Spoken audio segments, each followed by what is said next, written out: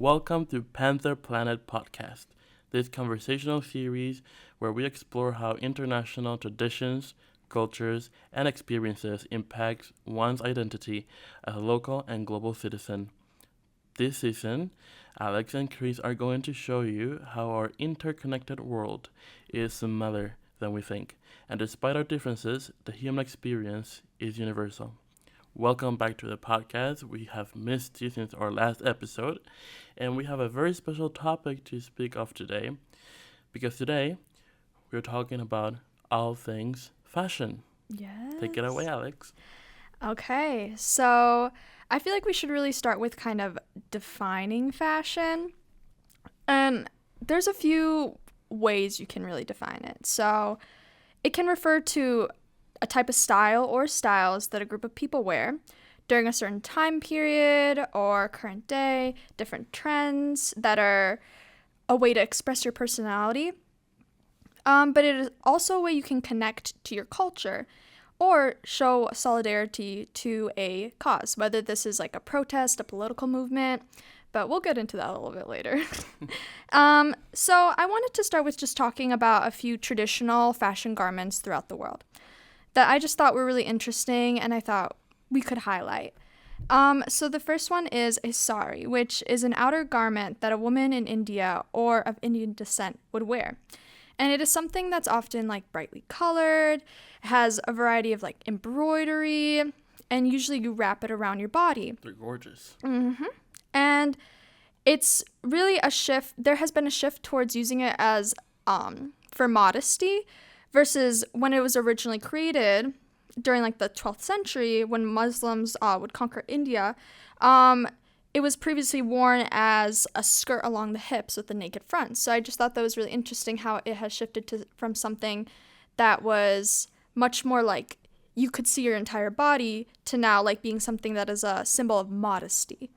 So I feel like that really showcases how fashion can kind of be transformed through history and culture and through conquerors. Yeah, I guess that even though fashion is cyclical, in some ways, every time that the old fashions come back, they come back differently and for different purposes. And I think that's very interesting to see how our mentality of what we think the world should look like at a certain point changes the way we dress. That's very interesting. Yeah, definitely. And it's interesting to see that shift just like so distinctly through just conquerism. And then also another garment I wanted to highlight was the kimono.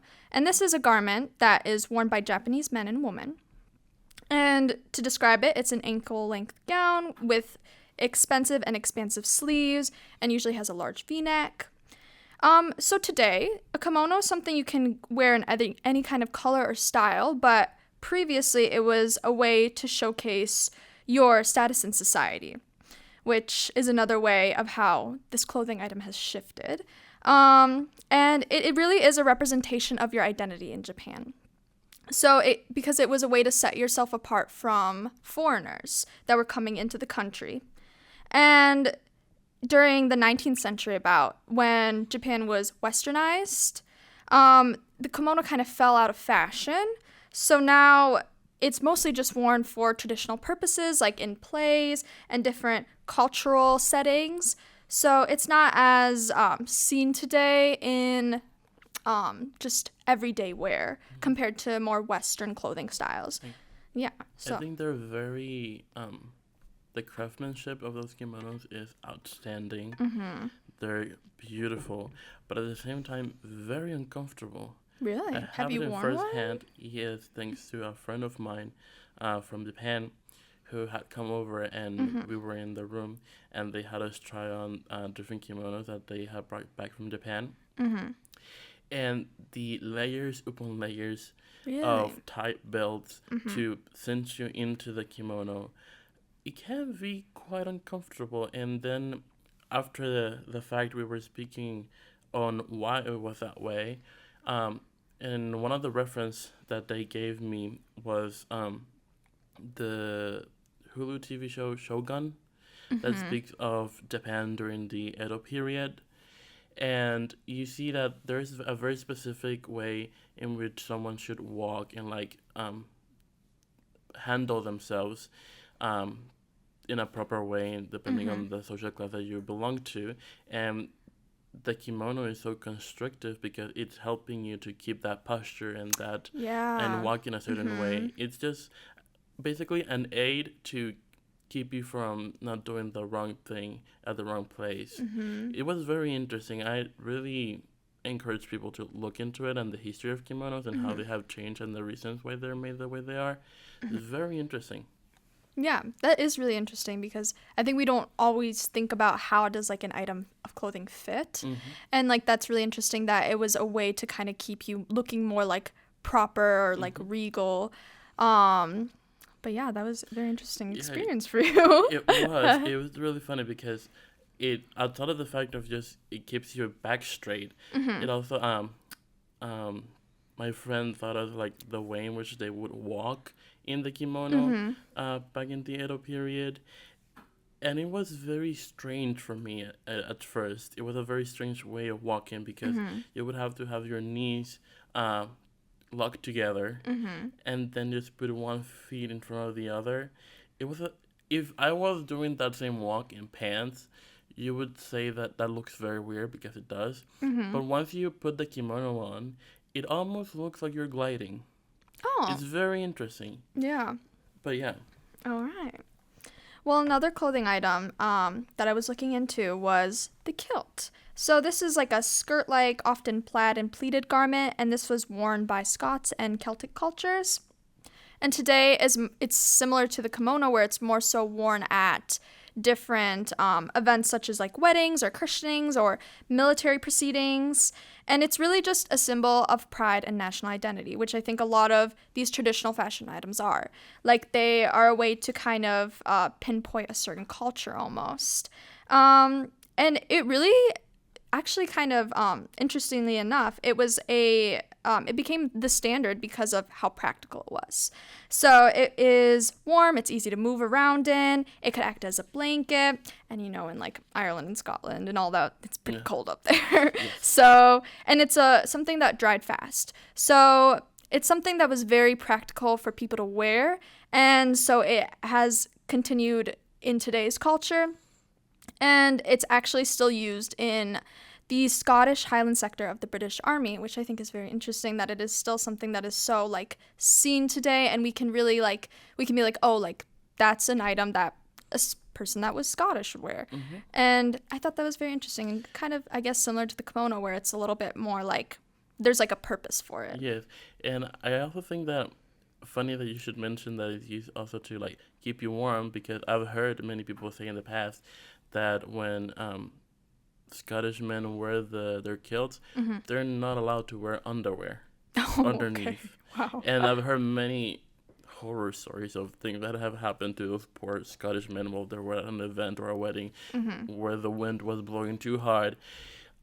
Very interesting, to say the least. Still don't know the reason for that, Mm-hmm. but I found that was very interesting of Oh. Scottish people. I Yeah, wonder if that's like the standard, if that's just like yeah, or what you've heard. true. Do Mm-hmm. your own research. Yeah. And then the last item I wanted to talk about was the keffiyeh. And this is a traditional Arab headdress. And this can be worn generally in the Middle East. And it is made of cotton and woven with very distinct patterns. And this is a very interesting garment I wanted to talk about because it's actually rooted in the Palestinian liberation movement today. So it has really reemerged as this political symbol. Even so much that someone had draped this like garment on a statue of Benjamin Franklin in DC. And I feel like you can see like the political power something like that would have. Even though it actually originated specifically in Iraq, but it was really associated with working class people. It was associated with peasants, with farmers, and nomad people, which was often historic in Palestine. And so there has been a lot of meaning placed on the symbols you see in this garment. Like, for instance, like there's very bold black stripes on it. So this would symbolize like trade routes that you'd use to go through Palestine. Or the fishnet design is Palestinians' relationship with the Mediterranean. The curved lines represent olive trees, a symbol of peace. And so even though you can't, like, we're not sure exactly if these meanings are like the correct meanings, they've kind of, the symbols on the garment has like taken on meanings of their own. So it's really just become a symbol of solidarity. And it really symbolizes like Palestinians' current struggle for freedom. Mm-hmm. And it really shows the power of clothing in general, like overall. Like even though this garment really didn't have a certain origin point in Palestinian culture, like it originated from Iraq and just the Middle East in general, it still has taken on this new meaning and new light in current day. Yeah, and the fact that we can still send very strong and powerful messages through our fashion is a very strong testament to how important it is to look into what we wear and why we wear it, and to understand very that true. Our fashion is an expression of ourselves and the people and our communities. Right, definitely. Like, yeah, because I think it goes beyond just like expression of self. It goes, you are representing something else entirely when you wear something like that. It's more than it looks pretty. Exactly. Like be very careful about what you wear when it comes to things like this. Okay, and then moving on, I wanted to talk a little bit about different perspectives of fashion around the world. So, obviously, we will start with the US. And in the US, fashion is really, honestly, to describe it in one word, very laid back. Yes. Overall, it's very much like sportswear dominated, graphic tees, hoodies, college logos are very much like just the trendiest things to wear usually. Like you see people on the street all the time wearing things like that. It was a shock to me when I first arrived to the United States. Mm-hmm. Yeah, because normally in Puerto Rico, and I think in the Caribbean in general, but particularly in Puerto Rico, it's where I have experience from. Even to go to the like little store in the corner, you needed to dress up. And we would often hear the phrase, "Tú no sabes a quién tú te encuentras en la calle," which translated to, you don't know who you're going to see on the street, and you need to look presentable. You're representing not only yourself, but your family, so you need to look put together. So at any time that we were outside the house, everyone would dress nicely. And the first day that I made it into an American school, I was in 8th grade at the time, I walked to the school and I went into the office to get my paperwork done. And as I was waiting in the office, I looked through the hallways and see a bunch of students in like pajamas. And I was so confused. Yeah. I mean, it's like that's so normal here. Like wearing sweatpants or pajamas to school, like that's like, it's not really frowned upon at all.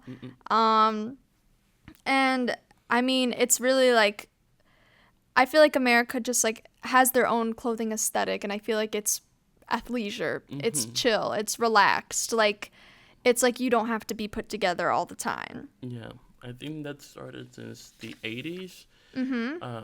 Because if I'm not mistaken, before the 80s, everything was very glamorized and very conservative and very Denise Silhouette from Christian Dior. Like that's what people, especially ladies in the 50s and 60s would wear. 50s Christian Dior, then in the 60s Coco Chanel with the little black dress and so on, and then 80s came around and then we had leg warmers. Yeah, it's like that really took over, I feel like, especially in like the US. And I mean, even I feel like it is kind of almost like a representation of American culture though, like your like individuality is seen through your clothing. Like you don't have to like fit a social norm. Like you don't really have to like go along with you don't have to dress formally all the time or go along with the trends. Like if you don't want to, like you can kind of just dress relaxed. Which again speaks back to like sending messages about the culture and the people through your clothing. Because in the United States it's very common, we have a very individualistic culture about us thinking about ourselves and like I'm the important person. I have to think about myself first, and then I can think about the others. While in other countries, our cultures are way more collectivistic. We think about other people, our family, our community before we think about ourselves and how we impact them. And I think that's in a way why those messages about, oh, I have to look put together, I have to represent my family, so have to look nice, are very important for different cultures. Definitely. Yeah, like it really is. Like it really just shows like I think like America's so like really like the melting pot obviously is what it's called, but it's just like this melting pot of cultures, and individuality is so important that it's like showcasing that through your fashion style is very much like a symbol of American culture in itself. But moving on, I also looked into like different European countries, and overall, like generally in Europe, the social norm is to dress classy. It's to, especially before leaving the house, like no sweatpants, no PJs, nothing like that. And you can kind of tell who's American based off of the casual dress that they wear. Because that's really just like frowned upon in Europe in general. And there's really like this idea of like you don't want to stand out. You want to emphasize like fitting in. You want to look polished and clean and put together. And this is obviously seen in like schools as well, because there's often like uniforms enforced. So it's really just like this dress to impress kind of society, like in general. Dress to impress is like how they view fashion, which I thought was very interesting and very just complete opposite of American fashion. Yeah. And I think that overall in Europe it's very much like that, although they have different like differences depending on country to country. For example, I've heard that in France it's very much you have to dress classy, but you have to make it look like you didn't put a lot of effort in it, but you naturally look like that. And on the other side, in a country not too far away from France, you have Italy, where they're like, no, you dress to impress, and you make sure people know that you put effort into it. Oh, yeah, definitely. Like, it's just like they are, even though like they kind of have this like these small differences, like the general rule is still the same. And yeah, like getting into France a little bit. I mean, they're kind of known for these like big luxury brands and like these heritage French fashion houses, like I mean Coco Chanel or things like that. And it's really just like, and I mean, I feel like you can see that just like through Paris being like the fashion capital of the world, really. Like there's only really 5 cities that are fashion capitals, and Paris is one of them. You can't argue with that. But yeah, you're totally right in that their fashion choices are really based on this like idea to look effortless, to look elegant, but like you're not trying at all. But it really is seen in like the kind of colors they prefer. Like they prefer like neutral colors, navy, black, things like that. That's much more on brand for French fashion. Yeah, which is funny that you mentioned that, because a perfect example of that, and the fact that they go for more neutral and just classy, effortless, compared to someone who has a way more individualistic style, who's looking to like stand out, would be the show Emily in Paris. Oh, yeah. In which she's just full of bright colors, florals, and you notice her, like she doesn't, what's the word? Like really fit in. Yeah, she doesn't fit in. She doesn't blend in with the French people that she's mingling around with. She stands out, and everyone knows that's the American girl. Yeah, exactly. And I mean, obviously that was very much intentional with the show, but you're totally right. Like thinking about that show, it's like, yeah, like bright colors, bright patterns were really much her attire, and that didn't fit in with the French public. Exactly, the rest of the cast, like how they would dress very much more neutral. Like she would always stand out. Yeah, it's like, it's really just like you want to look put together but not overdone. And they really favor also like silhouettes that are very flattering, but also keep them warm because obviously climates are different. But overall, French fashion is pretty much, like effortless. But interestingly enough, in Italy, It's similar in that they are really much known for their craftsmanship and good quality fabrics, luxury brands, Prada, Versace, like we know them. But also like there's a little bit more sensuality with their fashion sense. Like you would always put a little finishing touch, whether it be like lipstick, maybe a little bit of a flattering belt, the type of coat you wear, the type of bag you wear, the type of fabric you are wearing. There's always like a little bit of a touch. And something I thought was really interesting that's a bit more distinct in Italian culture is that there's more so an emphasis on the whole look. So having your hair, your nails, and your makeup done. You have to kind of bring it all together. It's not just about what you're wearing. And this is seen in their phrase, la bella figura, which is the beautiful figure. So this is dress well and make a good impression. That's pretty much what it means. And then wear what is appropriate. So wear what's for your age and for where you're going. Which is very interesting because I feel like sometimes we go crazy for like the newest fashion that came out. And sometimes like we let the clothes wear us instead of us wearing the clothes. And in Italian culture as a whole, it's completely the opposite. You look for something that flatters you, where the main attention piece is you. And your clothes are just an accessory to accentuate your natural attributes, which is very interesting. Yeah, definitely. And it's like, it's really interesting how they kind of emphasize also like what is appropriate for you, like what is appropriate for your age. Like, like if you're like a college student, obviously you can't be wearing PJs to class or anything like that. You have to be wearing formal wear, or not formal wear per se, but like more put together. And you have to look professional, and like wherever you're going is how you dress. And probably if you're an Italian nonna, you'll be wearing furs during winter and just having those big hairdos with your big sunglasses and red lips, because that's what you do when you're an Italian nonna. Exactly. And then moving on though, I looked a little bit at the UK as well, which they're more so known for kind of having like an eccentric style and more risky. And they Westwood. Yeah, a little bit weird.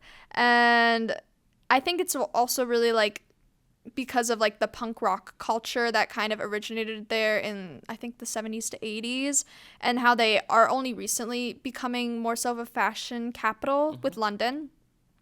And so there's kind of this emphasis of like trying to get into that sphere of like world fashion capitals by being a little bit more risky, by standing out. And they champion a lot of like ugly trends. So like things like chunky hand-knitted sweaters, unconventional accessories, like things like that, like the type of makeup you wear, anything like that. They emphasize that more so to kind of stand out and be seen as this like fashion capital and be very distinct from other fashion capitals. But also, what I think is super interesting is that in Australia, it's much more like the US because it's a lot more casual and relaxed. They really blend comfort and style more so. And there's a lot more of a heavy influence on beach culture and surf culture. So like wearing swimwear, shorts, sundresses. It's very much beach vibes. Yeah. And I think within the coastal regions, it's much more practical, much more relaxed styles, and very similar to the US. But also there is a lot of influence from indigenous cultures.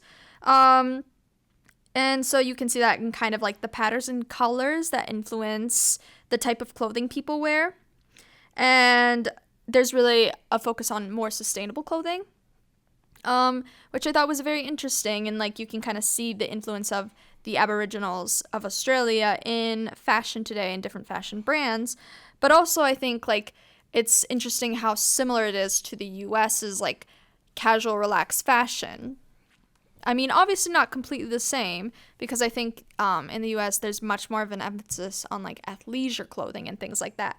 But in Australia, it's like the same idea of like, you know, just like wear what you want, be relaxed, be like whatever you want to wear, you can wear. Yeah, it's very freeing. Yeah, definitely. I think, I mean, it's like I didn't grow up in a culture that was used to wearing clothing or having this very like strict idea of what to wear outside of the home. So I think I can't imagine like having that kind of like mentality of like always thinking about how I look outside of the home.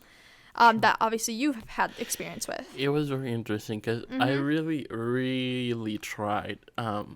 Because of course I come to a new country, don't speak the language. You're trying to fit in, so I was like, Yeah. I'm really gonna try to like dress like the American boys, and like just be just like them. I'll show up in like sandals and like PJs to class. Oh yeah. I couldn't. Like I made it. I did it one day. I woke up in my PJs, and my mom was like, "Aren't you gonna dress up? You have to go to school. Like you're late." I'm like, "No, I'm going like this," and she's like, "No, you're not." I'm like, "Yes, I am." She's like, "No, you're not." And then I tried to explain that, "Mommy, please, I want to fit in." Blah, blah, blah. And she's like, "Okay, I give you like until lunch, and you'll be calling me that you want to change." I'm like, "Nah, I'll be fine." Yeah. I made it to school. And at first I was like, yeah, I look like everybody else. By first period, I was like, what the heck am I wearing? Please help. Like, I look like a mess. And I did go back home at lunch and changed. And, like, I couldn't go back to, like, just dressing like that. Very cool from Americans to dress like that and feel that freedom. But to me, like, I always needed to feel, like, put together. And till this day, I don't know. It might be some, like, constraints there that I might like have to address in therapy. yeah, it's like you become almost like self-conscious of what you look like, and I think Yes. that's not as, I mean, obviously people are always self-conscious of what they look like, but I Yeah. guess like when you grow up in a culture where it's like so normal to not really care, Yeah. it's like there's less of an emphasis of what other people think about you, and so you don't really think about like, if I'm wearing PJs to school, you know what, it's fine. I mean, it has gotten so bad that even my loungewear, like where I wear when I'm at home, has gotten to the point where it's like, am I too dressed up to be in my own house? And it's crazy. Oh, it's pretty. I won't lie, because when people come visit and I'm just in my regular like house clothes, and they're like, did you just come back from somewhere, or like, are you going somewhere? I'm like, no, these are my house clothes, and like I get to like brag a little bit. Feels nice, but at the same time, it's like, am I putting too much effort into this? And then like I'll go to the store, I'll be wearing like purple Crocs and like like gym shorts or something, like Those are fun.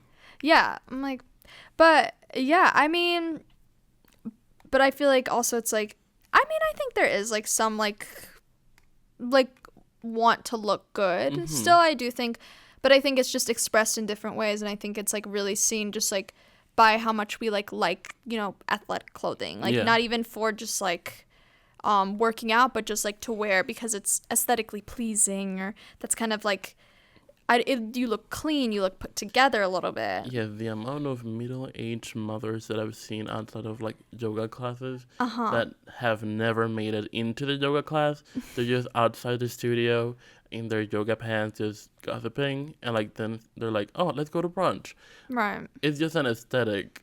They're not even really interested in that leisure. They're just like, "We look cute in it," and it's very interesting.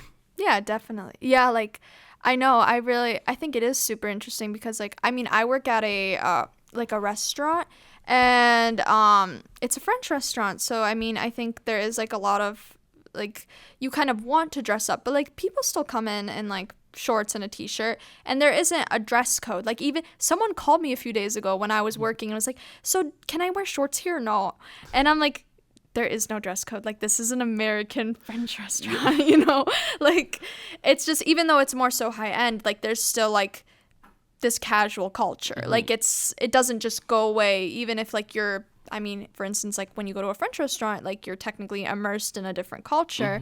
However, it's like it's still in America. It's still like you can still wear what you want, and there isn't this like strict rule you have to follow. Yeah, that phone call should go to like a French restaurant when you are in France. Yeah. Because there they probably would have the dress code. Yeah, exactly.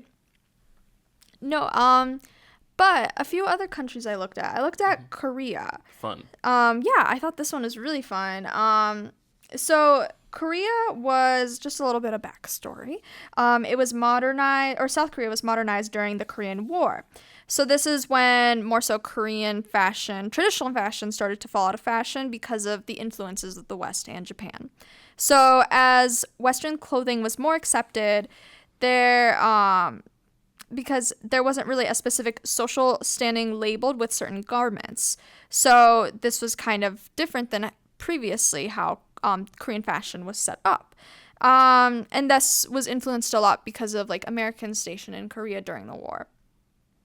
So there was really this shift towards more revealing clothing and the shift away from more so conservative or traditional Korean clothing as Western styles were more so accepted. But I think today it's definitely, there's a very heavy influence from like K-pop fashion. Yes. So, and also they kind of incorporate different Korean clothing into their own like music videos or their sense of style. So they kind of mesh these more traditional and modern clothing styles, which I think is super cool.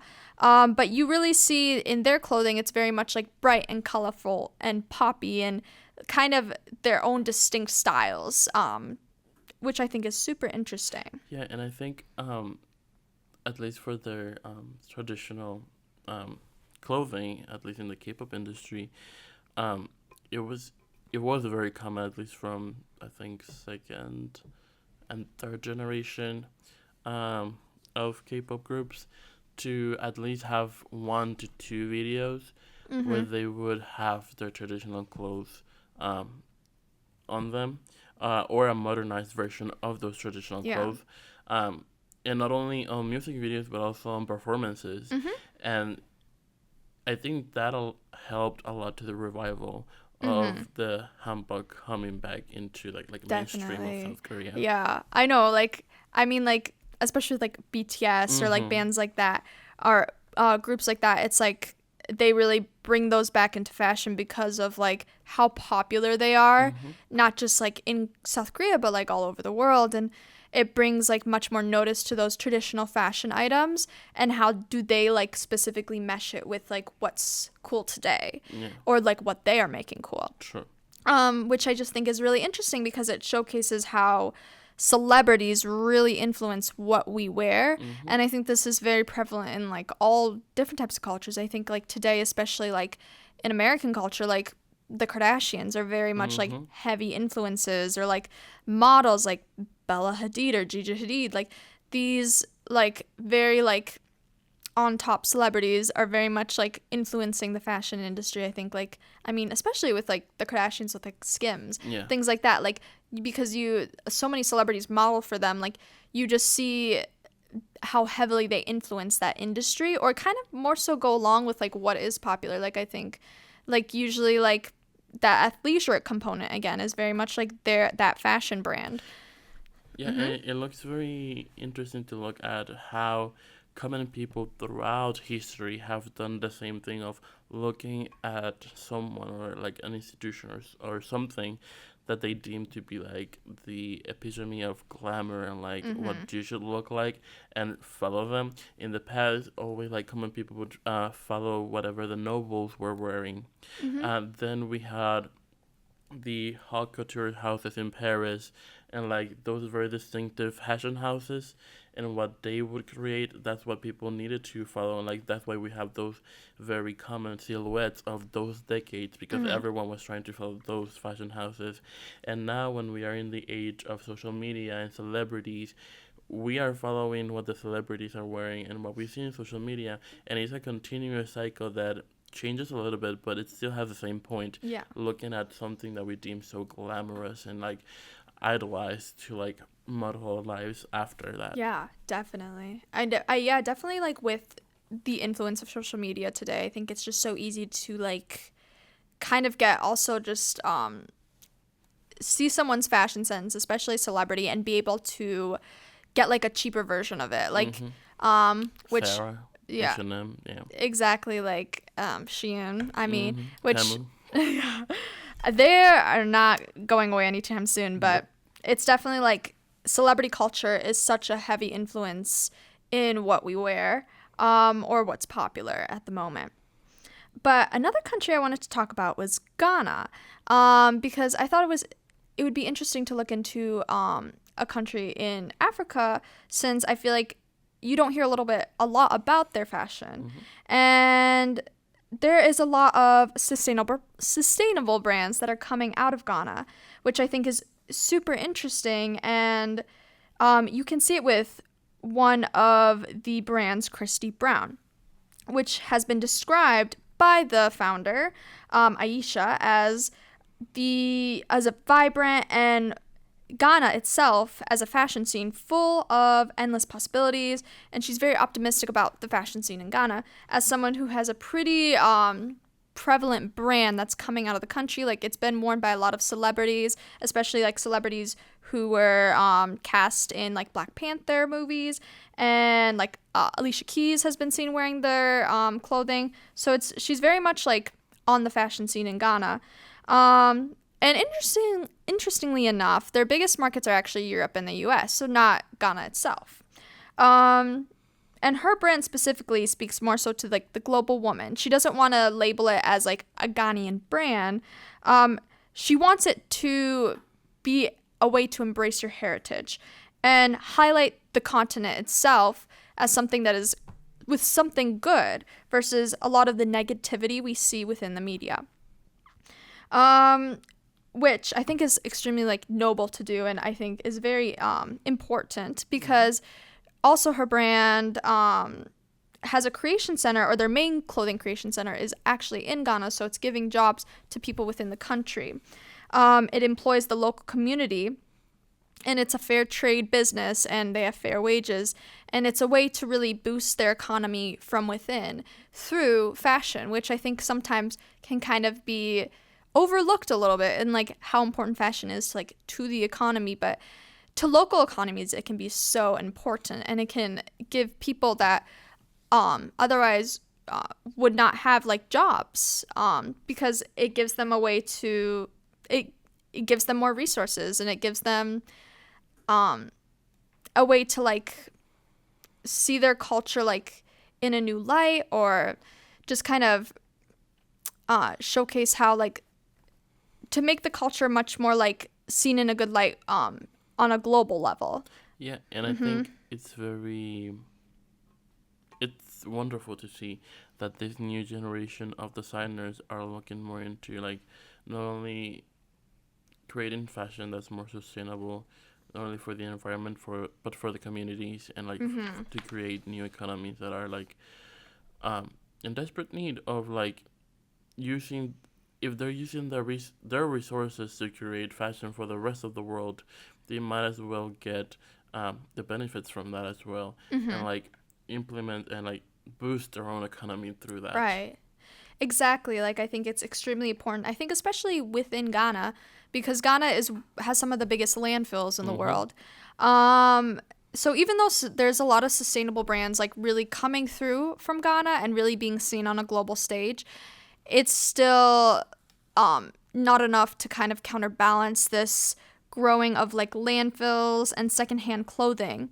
And one of the biggest secondhand markets in the world, Kantamanto, is in Ghana, and it's referred to as dead white men's clothes. It's been around since like the 1950s, but because of the rise and like the influx of fast fashion in general, it's really the clothing itself has just not been as good quality, and so it's really changing the image of like the market, and it's making it really difficult for businesses to stay afloat because they're getting so much inventory but not a lot of quality. Yeah, because I think it's very interesting that perhaps in the past a lot of the secondhand clothes that came from America in some way was well made, and you could take a lot of wears out of it. But when we are sending clothes that cannot even endure the first wear of American customers, and then we send them to places like Ghana, then we are not even giving them scraps at that point. And it's just creating much more waste and like a horrible environment in fashion. it's just creating an entire new problem for them. Exactly. It's just like quantity is rising, but not quality. And Or the opposite is deteriorating their quality. and it's really difficult. Like, it's difficult because you don't really think about, like, where do your clothes go once you don't wear them anymore, once you throw them away. It goes to someone else, or it gets sent to a landfill and it's never seen again. And it really, like, showcases how big fast fashion has become. And I guess a little bit about fast fashion now is fast fashion is cheap, stylish clothing, and it moves really fast from design to manufacture to stores because it's a way to meet trends. It's a way to meet the demand that's growing for different clothing pieces. So this really became much more popular during the 90s. And it was a form of entertainment for people, like shopping, like shopaholics, per se. And because it really gave the average consumer inexpensive options for clothes, which, in theory sounds really good, but then it's like, to what end? Like, it just kind of creates this environment of hyper-consumerism. And even now, the UN has stated that the fashion industry is an environmental and social emergency. This isn't just overbuying some clothes. It's like, this is an actual, like, global emergency of, like, people are spending so much money on clothing and hyper-consuming and then throwing it away, that we are just getting so many landfills filled with clothing that cannot be used and can't be what's the word, disintegrated or reused, or you know what I'm trying to say? I know the concept that you're trying to allude to. I don't remember the word. No, you're okay. Used for something, because what I'm trying to say is, like, the quality of the clothing, the type of fabrics they're using don't easily break down. Yeah. There you go. So they don't easily break down, so it's making it more difficult to, like, get rid of all the clothes that we are throwing out. So they can not wear the clothes because they already, like, broke in the first wear, or like the first few. Then they cannot reuse the clothes to make something different because the materials are very poor quality, and they just don't go away because, again, very horrible materials. Exactly. Like, they're just wasting space and resources. And these brands are not stopping. I mean, they keep popping up. I think we, like, touched on it a little bit before, where, like, there's, like, H&M, which is in 76 different countries, and then there's so many more online shopping centers, which I think are probably the most prevalent today now that malls are dying out, like Shein or Temu. Fashion Shingu, Baobao. They have a lot. Exactly. And it's like, I think especially with the influence of social media, like how we were speaking before on celebrities, but especially on, I think, TikTok. I mean, personally for me, I'd always get those, last year, like those $500 Shein haul. And I'm like, what are you buying from Shein? True. That's $500, because at that point, you're spending so much money, you could be going and getting sustainable fashion. Like, you could be investing in clothing pieces that are actually, like, things that will last for you. And that actually look good. Oh, true. That don't just follow the trends, but is like a reflection of... okay. It's like a reflection of you. And I think it is really mind-boggling to me, because it's like, I understand, like, buying from brands like that because you don't have the funds to invest in certain pieces of clothing. However, when you do, and you're just buying from that brand because you can get so much in bulk, it really showcases, like, how powerful, like, consumerism is, and, like, how people really don't always think about how much they're consuming and where it's going to go after it's gone. Capitalist culture, after all. Oh, yeah. I mean, obviously there is some, like, pros. I mean, it makes clothing affordable. Like how I said, like, people that can't always afford nice pieces of clothing that look good can with sites like Shein or Temu or things like that. So it's not just limited to wealthy people, which I think is important to know. Like, it's not that it gives some people access that they didn't have before. Yeah, because I'm thinking back in the day, normally we wouldn't have access to like cheap clothes that look like the designs of the big designers. And now, although they're of very poor quality, now we get to like have that little fantasy of us getting to wear designer pieces that are not really designer pieces for a very much cheaper price, which is like it's a double-edged sword. Definitely, I think, because it's like obviously you want, like, people want to like look like celebrities, or they want to fit in fashion wise, but it then there's also like the negative effects of that. I mean, I also think, like, you know, fast fashion websites allow you to more so invest in like a little bit more so in personal style. Like, you can kind of showcase what you want to look like. You know, you can buy a lot of clothes in like a certain style that you like. You know, it gives you that accessibility. Yeah. And again, it's really quick to consumers. Like, I think websites like Amazon, like, you know, Prime shipping, you can get something in a day, or maybe even less than a day. Like, it makes it really easy to access, which I think also makes it a lot more likely that people will buy things, because it's like, oh, well, if it's going to be here tomorrow, like, that's perfect. Like, you know, but if, let's say, like, a clothing item takes like 2 weeks or like 3 weeks to ship, like, people are a lot more deterred to buy it. True. So these websites, because of their cheap prices but also like quick shipping, are able to kind of just gather a even bigger customer base. But I think it's not really like the best for the garment industry within your own country. Like, I mean, domestically, like in the US, it has really like kind of made this industry decline, because like manufacturing companies are moving overseas. Like, we're not making clothing in the US anymore. We're making it abroad, because the labor laws are more lax, because it's cheaper. But then that doesn't necessarily make it better. I mean, I think we can see from Ghana, like, they're able to use their local economy and boost it by employing people within their local economy as like the manufacturing plant. However, like here, it's much more like we know most of our clothes are shipped from China or shipped from Bangladesh or other countries like that, because like it's kind of the labor laws there are more lax, and I think it's pretty well known today now, but it's a little bit concerning. And even just economically, it's not like, it's kind of taking that boost away from, it's taking that economic boost away from our economy.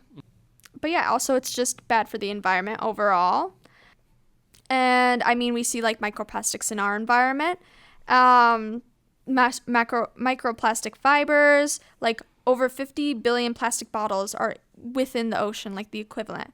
And 10% of global carbon emissions are from fast fashion, and that number can't even be specifically stated, because there isn't like a direct like we can't really determine exactly how much of carbon emissions comes from fashion, due to just like companies not even knowing like how much emissions they produce in foreign countries. Well, in that case, this is the first part of All Things Fashion.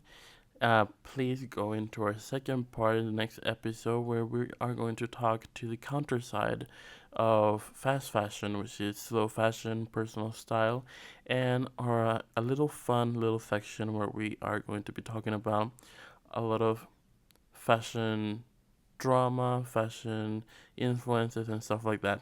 See you next time.